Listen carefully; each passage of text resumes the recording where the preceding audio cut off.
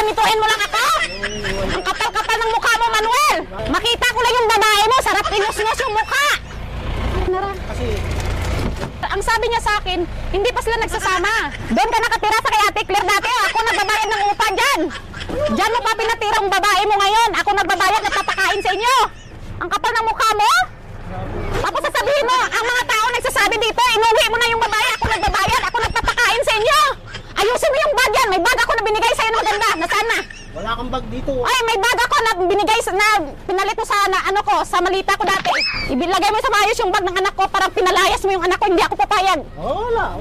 Bigay mo. Wala akong bag na yun. May bag na maganda dyan. Lagay mo sa may magandang bag. Wala nga ang bag. Lagay mo sa magandang bag. Wala nga ang bag.